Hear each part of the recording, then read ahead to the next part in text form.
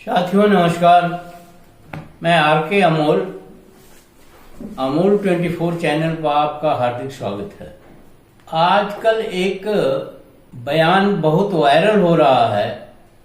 तो कहा था कि अगर रंग से कोई आपको दिक्कत है तो घर में बैठ जाए और क्या किया जा सकता है। लेकिन आप 54 दिन हम आपका साथ देते हैं और एक दिन आपको रंग से कोई दिक्कत है तो आप घर में आप भी समर्थन करने क्यों नहीं। अगर रंग से जिसको दिक्कत है, इसके मतलब हिंदू धर्म से दिक्कत है, उसको तो देश से छोड़ के चला जाना चाहिए। घर की बतिये छोड़ दो, मैं रहता देश से छोड़ के चले जाए। अब रंगों से परहेज है और किसको है और कहाँ जाए देश छोड़ करके, तो अब तक आपने देश में रहने क्यों दिया?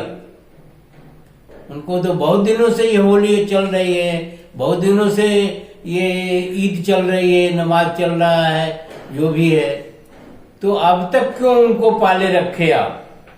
आपको पहले ही भेज देना चाहिए था। उन्हें तो रंगों से परहेज बहुत दिनों से है।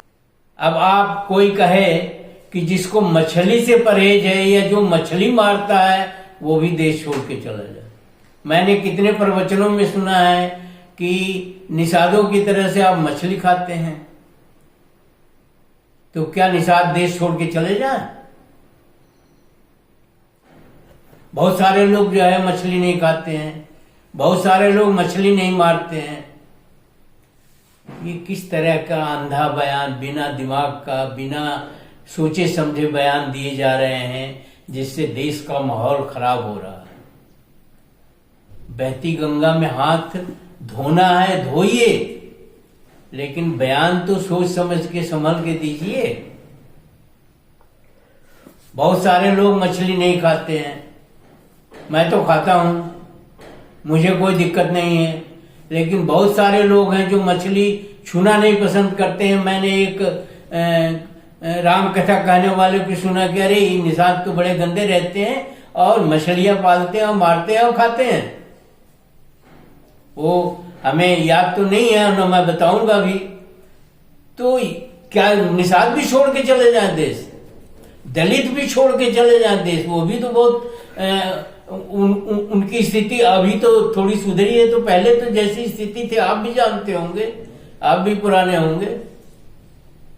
तो ये दूध दही दुहने वाले और जानवर पालने वाले यादव भी चले जाएं, ये सब्जी पैदा करने वाले मौर्य भी चले जाएं। किसको किसको भेजेंगे, कहां कहां जाएंगे? क्या सिर्फ फिरे वाले बयान दिए जाते हैं और देश का माहौल खराब किया जाता है? यहाँ दलित और पिछड़ों की ही बस्ती है जिसमें आप भी आते हैं। यहाँ सारे ब्राह्मण नहीं हैं जो मंदिरों में रहते हैं, साफ सुथरे रहते हैं, जिनके पास रुपए पैसे हैं, कपड़े हैं, और जो मंत्र पढ़ते हैं और कथा कहते हैं और अर्थव्यवस्था की अपना बनाते हैं। यहाँ ठाकुरे सब नहीं है जिनके पास बहुत जमीनें हैं, सारी जमीनें ठाकुरों के पास ही हैं। तो कौन कौन देश छोड़ के जाएगा? आप ये बता दीजिए, एक लिस्ट जारी कर दीजिए कि फला फला लोग देश छोड़ के जाएंगे, क्योंकि ये इनको भी ऐसे ही है। आप कुछ अध्ययन करें और देखें और सुने कि केवल धर्म की राजनीति करेंगे। धर्म की राजनीति जिसको करनी है वो करने दीजिए। आप तो सोचिए कि आप धर्म की राजनीति करेंगे, केवल यहाँ त्योहार मनाए जाएंगे, केवल यहाँ मंदिर बनाए जाएंगे, केवल यहाँ मंदिरों में केवल पूजा होगी और केवल ढोक पाखंड आडंबर ही होगा। ये कुछ काम भी होगा, कुछ सौहार्द भी बनेगा, कुछ आपसी मतभेद मिटा करके काम करेगा। इस तरह की मूर्खतापूर्ण बयान देना और मूर्खतापूर्ण कार्रवाई करना कहीं भी किसी भी प्रकार से देश हित में नहीं है। किसको किसको बाहर भेजा जाएगा? मुसलमानों से दलितों की आर्थिक स्थिति खराब है और बहुत विपन्न स्थिति में रहते हैं, और बैकवर्डों की स्थिति भी या पिछड़ों की स्थिति भी बहुत अच्छी नहीं है। ये जुगों जुगों से जो है अत्याचार सहते आए हैं। तब आप उसके बारे में कुछ नहीं कहते। किस हालात में रहे हैं दलित, किस हालात में रहे हैं पिछड़े, वो आदमी नहीं है। रंगों से परहेज है क्या? क्या साल भर रंग ही खेलिएगा? एक दिन की बात है। यहाँ सारे ही, क्या आज पहली बार होली आया है या पहली बार ईद एक साथ आया है? अनेकों बार आया है। और अन्य पार्टियों के शासन में तो इस तरह की बातें नहीं उठती थी, अभी क्यों इस तरह की बातें उठ रही हैं? इसलिए कि आपको इस देश से लगाव नहीं है, आप स्वयं को लगाव नहीं है।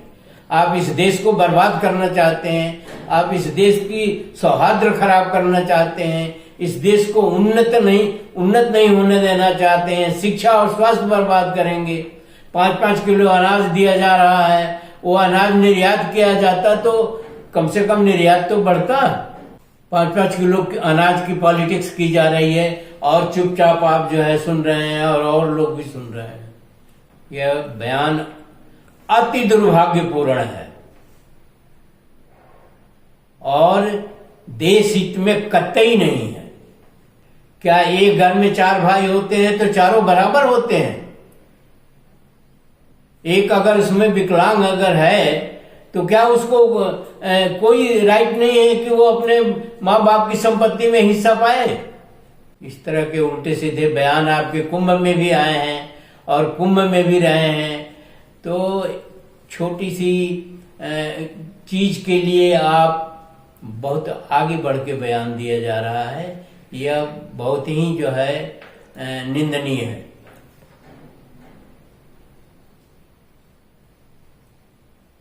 सौहार्द बनाना, आप अगर अग्रणी हैं, कुछ भी हैं, अगर आप आगे हैं और संवैधानिक पद पर बैठे हुए हैं तो आपका ये कर्तव्य है कि आप जो है बयान देने की बजाय जो है व्यवस्था को संभालें और लोगों को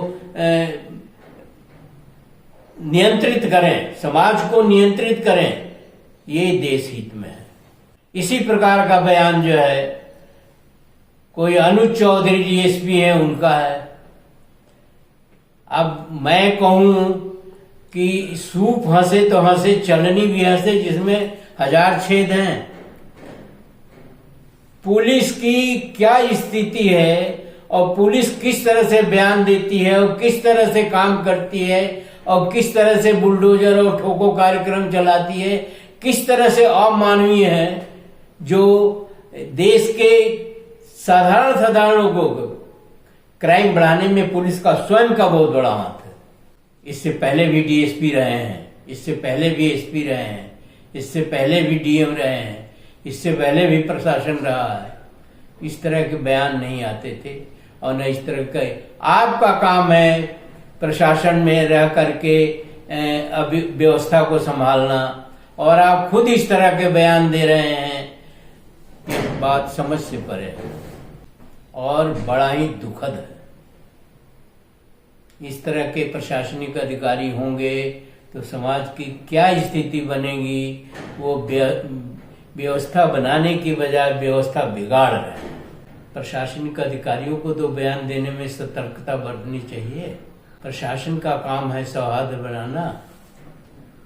एक तो इस देश में हजारों त्योहार मनाए जाते हैं, हजारों पूजा पाठ होती हैं, साल भर हम त्योहार मनाते हैं, साल भर पूजा पाठ करते हैं, साल भर कोई न कोई कार्यक्रम करते रहते हैं और कितना काम करते हैं।